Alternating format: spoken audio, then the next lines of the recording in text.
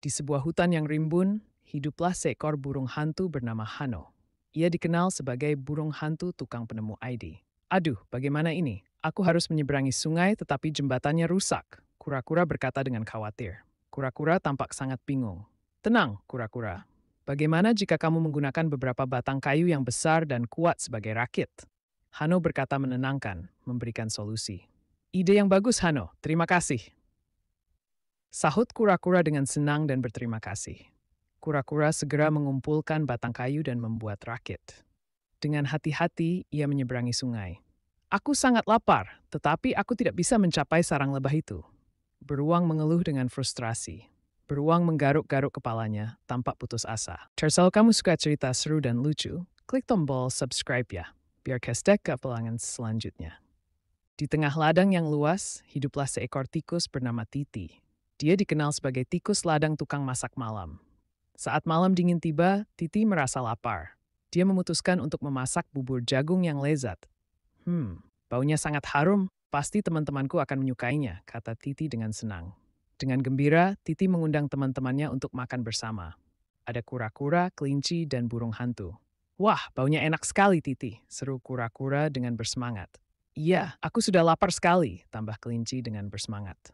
Terima kasih sudah mengundang kami, Titi, ucap burung hantu dengan bersyukur.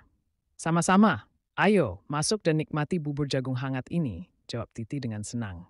Mereka semua makan dengan lahap.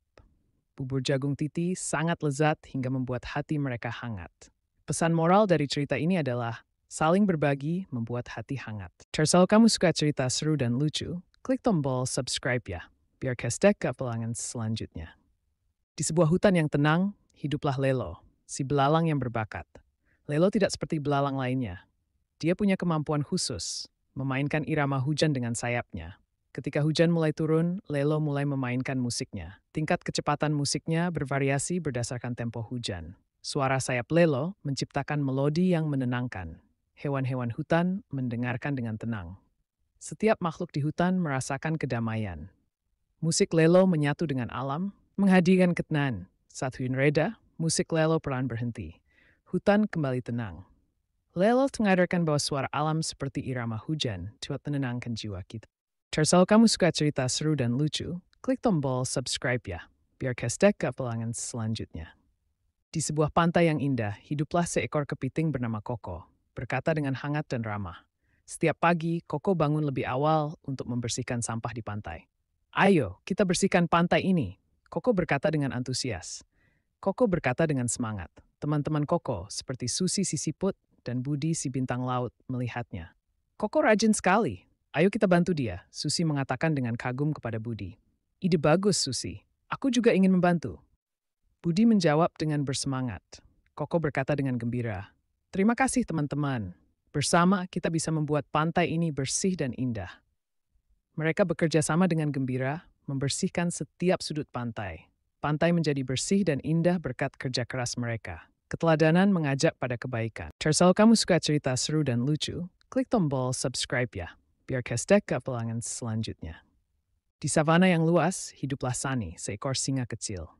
Walau tubuhnya tak besar, hatinya penuh keberanian, narasumber berkata dengan hangat dan deskriptif. Suatu hari, Sani melihat Kura, si kura-kura kecil, sedang diganggu oleh dua beruang yang lebih besar. Narasumber melanjutkan dengan nada naratif dan sedikit khawatir. Lihat si lambat, ayo kita balikkan dia. Beruang pertama membuli dengan suara mengejek. Iya, pasti lucu sekali. Beruang kedua berkata dengan suara menyeramkan tapi gembira. Tanpa ragu, Sani berlari menghampiri mereka. Walaupun kecil, keberaniannya membara. Narasumber terdengar bersemangat dan mendorong. Hei, tinggalkan dia sendiri, Sani berkata dengan berani dan tegas. Haha, lihat, si kecil mau jadi pahlawan. Beruang pertama meremehkan sambil mengejek. Kamu tidak bisa mengalahkan kami. Ancaman terdengar dari beruang kedua. Sani tidak gentar. Dengan keberanian, kalau kamu suka cerita seru dan lucu, klik tombol subscribe ya, biar kestek ke pelangan selanjutnya. Di sebuah hutan yang rindang, hiduplah seekor burung pipit bernama Pia. Setiap pagi, Pia selalu bersemangat mengantarkan biji-bijian dan buah kecil kepada teman-temannya. Selamat pagi, Kura. Ini ada biji labu untukmu, Pia menyapa dengan ceria. Pia memberikan biji labu kepada Kura, si kura-kura yang sedang berjemur. Terima kasih, Pia. Kamu baik sekali. Kura berkata dengan rasa syukur. Dan ini buah beri untuk monyet, Pia menambahkan dengan riang. Kemudian, Pia terbang menuju monyet dan memberikan buah beri. Wah, buah beri. Terima kasih, Pia. Monyet menjawab dengan penuh semangat. Pia merasa senang bisa berbagi kebaikan setiap pagi.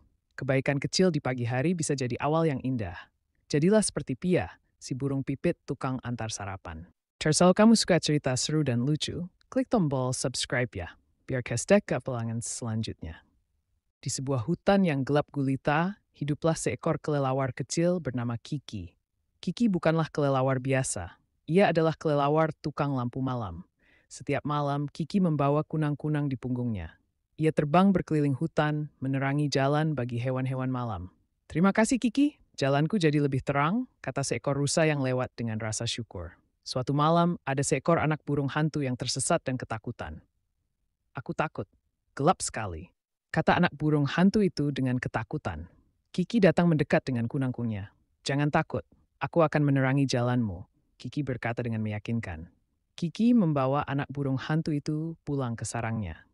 Cahaya kecil Kiki dan kunang-kunangnya telah mengusir ketakutan.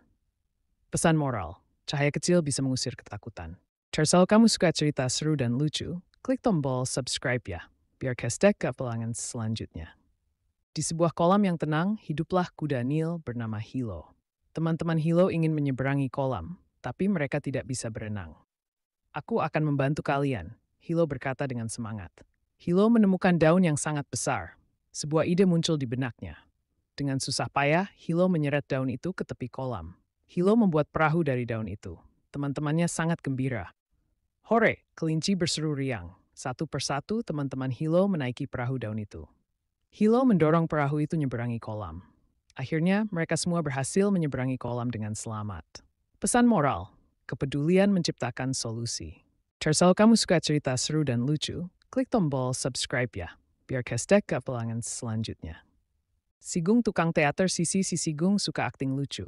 Ia buat pertunjukan yang membuat semua hewan tertawa. Pesan moral, hiburan yang baik mendekatkan hati. Sisi, pertunjukanmu sangat menghibur. Aku tidak pernah tertawa sebegitu keras sebelumnya. Terima kasih. Sangat berarti mendengar kalian menikmati apa yang aku lakukan. Aku setuju, Sisi. Kamu punya bakat yang mengejutkan. Kami sangat menantikan pertunjukan berikutnya. Wah, terima kasih banyak. Aku berjanji akan tampil lebih baik lagi di masa depan. Dalam berbagi tawa, mereka menemukan sebuah ikatan, memperkuat persahabatan mereka lebih dari sebelumnya. Ini adalah malam yang akan selalu mereka kenang. Dan disinilah, dalam keremangan malam, cerita ini berakhir. Tapi kenangan dan pelajaran dari hari itu hidup di hati semua makhluk. Kalau kamu suka cerita seru dan lucu, klik tombol subscribe ya, biar kestek ke pelangan selanjutnya.